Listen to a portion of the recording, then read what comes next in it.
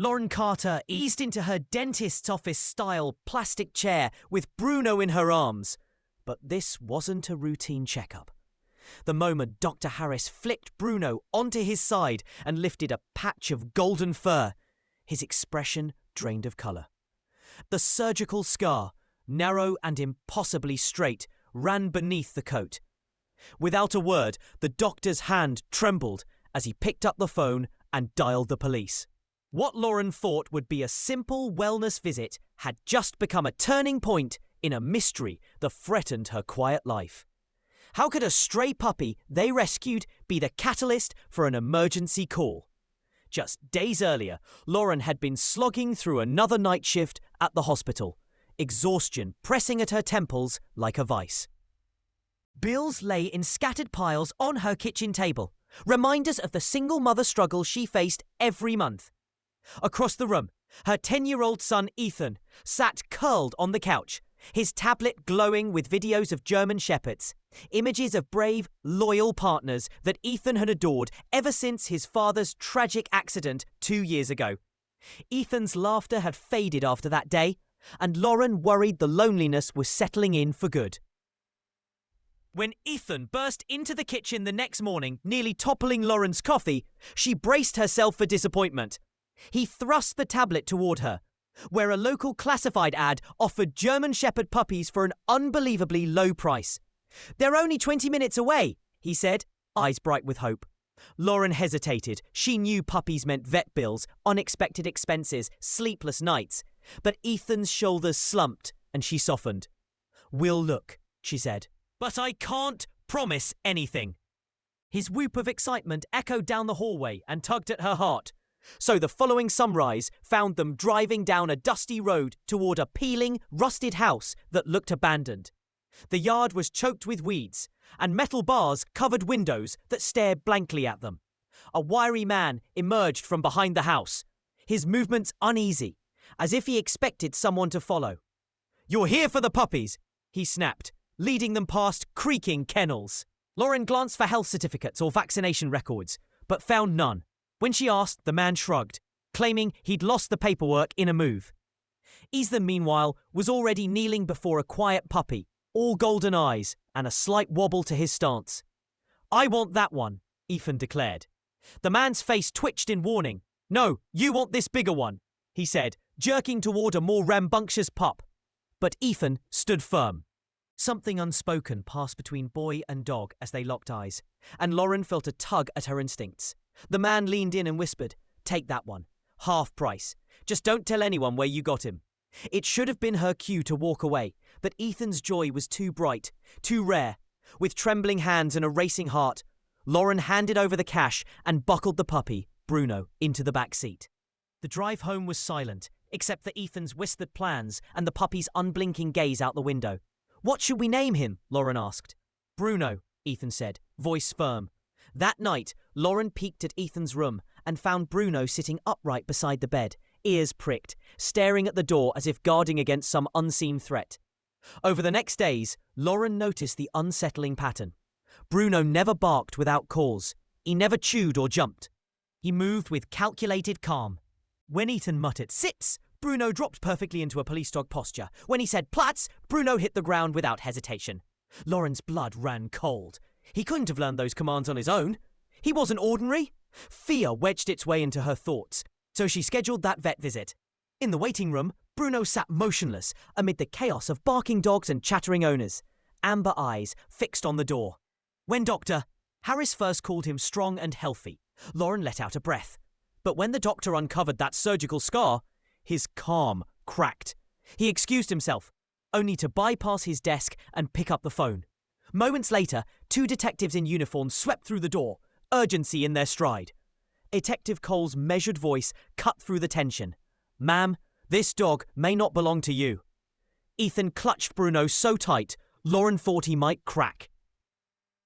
Detective Cole explained that Bruno's real name was Rex, a police canine who vanished after his handler, Officer David Shaw, was murdered investigating a major crime 2 years prior. Lauren's world tilted. Ethan shook his head. "He's Bruno. He chose me." To confirm, Detective Cole laid out black and white photos.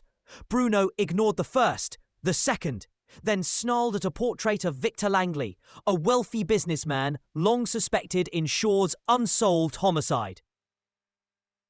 Lauren felt ice spread through her veins. Bruno had been there the night Shaw died. He'd seen something someone wanted buried. Back home, every creak in the hallway set Bruno on alert. One night at 2 a.m, his low growl drove Lauren from her bed. A faint click sounded at the back door. Someone was picking the lock. She dashed for Ethan's room to find him awake, frozen with Bruno in his arms. Through the darkness, a hooded figure slipped inside. In an instant, Bruno sprang forward with savage precision, knocking the intruder to the floor and unleashing a roar that shattered the silence. The intruder scrambled and fled into the night, just as police sirens pierced the air. Lauren called Detective Cole the very next morning. They needed protection. Cole instructed her to head directly to the station. But before she could pull out, a black SUV sat across the street, like a silent sentinel. The SUV followed as she wove through traffic, and Ethan's panic rose with every turn. Then another car cut them off, blocking the road. 3 suited men swarmed out, led by Victor Langley himself. "Hand him over," Langley whispered, eyes burning with menace. "That dog is mine." Bruno growled low, muscles coiled. Lauren pressed the accelerator, and then police cruisers descended in a wave of red and blue. Detective Cole arrived shouting, "Drop your weapons." In the chaos, Bruno lunged at Langley, pinning him until officers cuffed the stunned suspect. As Langley was dragged away, Bruno stood protectively by Ethan, chest heaving, eyes ablaze with triumph. A month later, the case closed.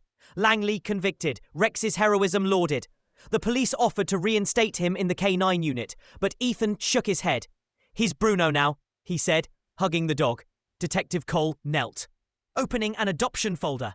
"If you want him officially..." Tears filled Lauren's eyes. "We'd be honoured," she whispered. As the papers signed and the sun set on the precinct, Bruno curled beside Ethan, tail wagging for the first time. No longer a soldier on duty, but home at last. In the weeks that followed, life settled into a new rhythm for Lauren, Ethan and Bruno. Dawn crept into their apartment through the thin curtains, painting the walls in soft pinks and oranges. Ethan would wake first, his small hand stroking Bruno's sleek back before the rest of the world stirred. The distant hum of morning traffic blended with Bruno's contented sighs, a sound that felt as reassuring as a lullaby. Each day, Ethan and Bruno practiced obedience drills in the hallway. Stay to stand, glide to stay, until Bruno's every movement was precise and confident. Lauren watched them from the kitchen doorway, a mug of steaming tea warming her hands. She'd never imagined a dog could bring so much light into their lives. Yet every wag of Bruno's tail seemed to chase away the shadows of debt and worry that once clung to her. On one particularly bright Saturday, Lauren took Bruno and Ethan to the park for the first time since everything had happened. The grass was damp with morning dew, and the air smelled of wildflowers and fresh earth. Children's laughter echoed from the playground as Bruno trotted beside Ethan, nosing at the ground in eager exploration. When another dog barked in challenge, Bruno didn't flinch. Instead, he offered a polite nod before turning back to Ethan, as if to say, "I'm here, but I remember who I am." Watching them, Lauren felt a swell of pride and relief. The past still whispered at the edges of her mind. The missing K9 unit, the criminal underworld. But for now, those secrets were safely tucked behind them. Or so she hoped. That night, as the city lights sparkled through their living room window, Lauren sat with Detective Cole on a video call to finalise the adoption papers. His kind face filled the screen, sympathy in his eyes. "Bruno's case was unique," he said softly. "But seeing how you've cared for him, how he's become part of your family, I'm glad his journey ended here with you." Lauren nodded, her voice thick with emotion. "He saved us as much as we saved him." As she clicked to complete the paperwork, Bruno padded into the room and dropped onto the floor beside her. He lifted his head, amber eyes meeting hers, and in that gaze was an unspoken promise of loyalty. Yet, as Lauren turned off the laptop and tucked Ethan into bed, a distant memory lingered. Bruno's growl at midnight, the flash of a hooded figure's face, the unquiet night breeze that had carried danger to their door.